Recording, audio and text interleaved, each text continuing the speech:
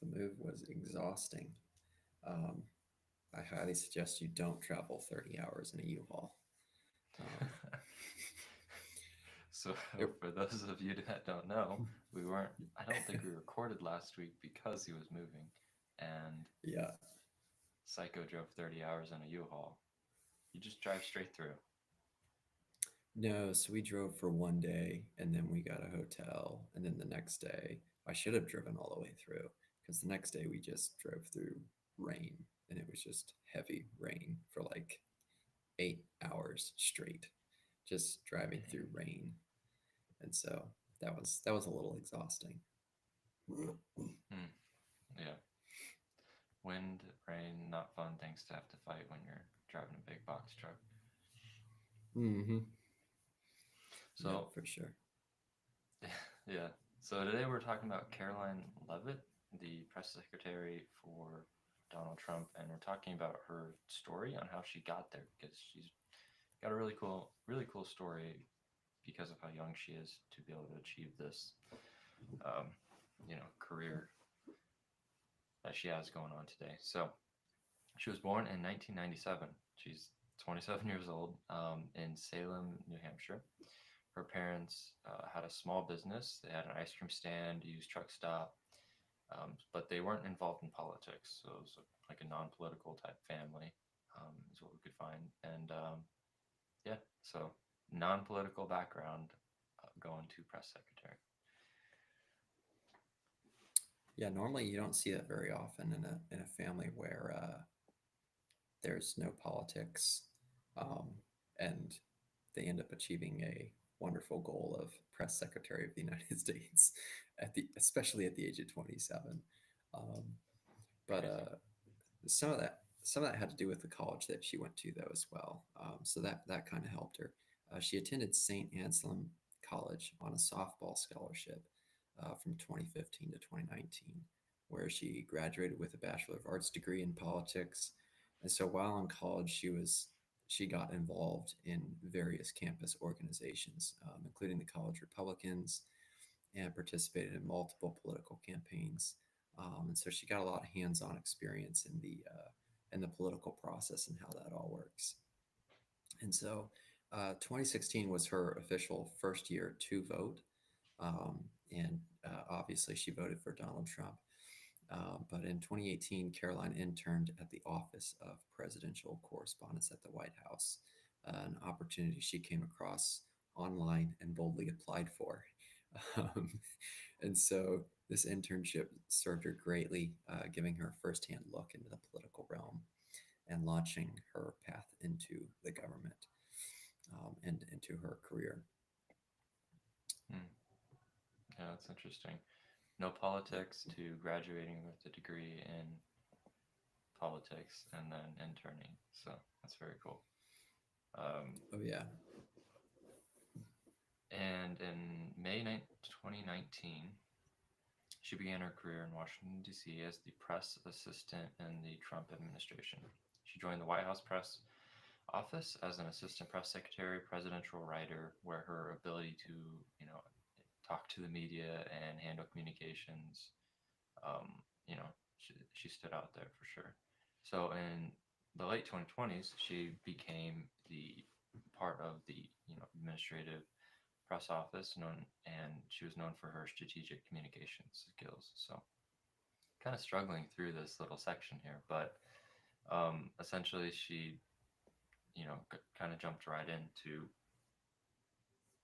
um, working as a press assistant and getting that practice.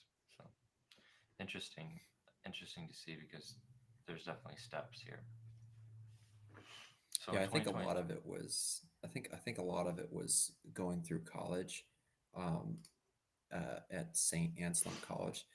From what I've heard, is that it's a very political college in New Hampshire, and so there's a lot of debates that take place. So because of going to that college, that kind of helped wrap her mind around it and be able to dive into a lot of the things that she did. Just okay, that experience. So, so anyways, you're sorry able for to interrupting. debate and that sort of thing a little bit and practice that sort of thing. Yeah, yeah. Okay. That's cool. Yeah, a very necessary skill that you could definitely see that she has that when she's. I love that clip with the Associated Press. She totally just Oh yeah. turned that thing around, and it was very interesting to see how that went. But so in 2022, she ran for Congress in New Hampshire's first congressional district. She won in the Republican primary, but lost the general election to incumbent Chris Papas. I hope I'm saying that right. Pappas. Pappas. Though she didn't win the seat, her campaign showcased her dedication to conservative values. So obviously, when you're campaigning, you have to talk about what you believe in, and so that's definitely helped with a bit of reputation, right? Or so Mm-hmm. it would seem. So in 2023, Leavitt was hired as a spokesperson for the MAGA Incorporated, the pro-Trump super PAC. Her growing presence in Republican politics led to her being selected in 2024 as a national press secretary. So I'll let Dalton talk a little bit more about that. But in 2023, she announced her engagement to real estate developer Nicholas Riccio. I hope I'm saying that right. I'm as So lost as you are on that one. he's I have 32 no years idea. older than her, which is crazy, but he's a successful real estate developer. Um, so that's interesting to see that age gap. To be honest, that's a pretty big one. In July 2024, they had their first. They had their son. I don't know if they're gonna have more or not, but his name is Nicholas as well, but they call him Nico for short. So random fact there. But anyways, we'll keep on going. I think Yeah, absolutely. So, what was that? I just think it's interesting all those steps. Everything just seems to go very quickly in this timeline compared to other people that we've talked about. Yeah, she's definitely made a lot of progress in the first 27 years of her life. It's really interesting because we did her, and she was born in 1997, and then you hop to what's his name, Kirk, Charlie Kirk, and he's, if I'm not mistaken, he's 27 too. I think he was even born in the same month. Um, I'm actually gonna You're gonna look that up for me and see who gets there first. 31. He's 31. Oh, okay, 31. he's a few Yeah, years older. But yeah, same thing is they just, it's some of those people that are just go getters. They just go, and they don't take no for an answer. And she seems like one of these people. Um, and so, but her current role on January 20th, 2025, following Donald Trump's reelection, Caroline Leavitt was appointed as the White House press secretary, um, becoming the youngest ever to assume the position at 27 years old. And so, I did look uh, up the next yeah, oldest, the next youngest, and he was like 29, and that was under Nixon, I believe. under So Nixon. Okay, yeah, the, yeah. So she that's set the pretty record incredible. this time. She set the record. Yep. Well, unfortunately, I can't beat that record, so I'm already 27, It's too so late, man. it's too late. You still got some time, Isaac. You could Oh, do it. okay, yeah. I'll No. start my political journey. No, I did want to add on when you started talking about Charlie Kirk. It's like it's cool to see all these young people doing what they're doing in politics because, like, let's be real, the majority of people in politics look like I don't know what they're. Belong in a nursing home. Yeah, They're all Congress is really one old. big nursing home. Is Yeah, I don't know, man. It's just weird. You definitely need some old. You definitely need some old timers for wisdom. There's no doubt about that. With Yeah, with age, for sure. majority of time comes some level of wisdom. Um, But when but it's all old people, when it's only old people, Instead Definitely, yeah. comes arrogance, pride, and and a lot of other things. Um, so, but anyways, as press secretary, she it's just a few things that the press secretary does. She manages communication with the media, fields questions from reporters, articulates the administration's policies and priorities to the public, and so her dynamic presence and articulate speaking style have made her a prominent figure in Washington, representing the administration on various platforms while maintaining transparency and accountability, which are two things that we definitely want out of a White House press secretary is transparency and accountability. It's incredible. You know, it always disturbs me when I'm just going to hop off on this for a minute. It always disturbs me in politics when there's a simple answer that someone can give, both on the right and on the left. Um, it's a yes or no question. And for some reason, politicians have the most difficult time just saying yes or no. They won't do it. Instead, they want to give their speech. They're salesmen, is what they are. They've been taught not to say yes or no. And so, unless saying yes is beneficial, that's the only time that they'll do it. And so, that's kind of the way that you can tell um, a good reporter or a good White House press secretary. That being said, sometimes questions aren't actually questions; they're lies, and so you can't answer a yes or no. And so that's also understandable. But Hmm. yeah, just something to keep an eye out for. But all this to be said, there's a biblical aspect to this, um, and to several characters that pursue a goal in life. Proverbs 16:3 says, "Commit your work to the Lord, and your plans will be established." And so this verse highlights her dedication to her work and belief in a higher purpose guiding her endeavors. You know, this is her step into the political sphere. She's not going to be gone after this. She will continue to press forward. Um, I don't know where she'll be at in 10 years from now, but you can guarantee that you're going to see Caroline Leavitt 10 years from now in politics. I think, and so whether a senator uh, sits in a House seat or something to that manner, or on an administration or in a cabinet somewhere. So uh, a good comparison and a biblical comparison is Queen Esther in the Bible. If we look at her, Esther, who demonstrated courage and wisdom in advocating for her people during a critical moment. Levitt embodies that type of character. It seems like just strength and tenacity in her political career. Even though she's denied, you lose a race, you lose this, or you lose a debate, you keep pressing forward for what is right, for what you think needs to happen in this country. And now I believe she's Roman Catholic, so she falls along a lot of biblical principles that are much needed in our country.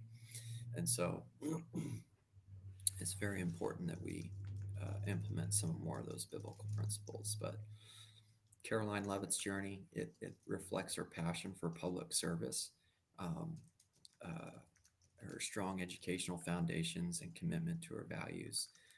Her life journey illustrates perseverance and determination, paralleling the qualities celebrated in both biblical narratives and contemporary civic engagement.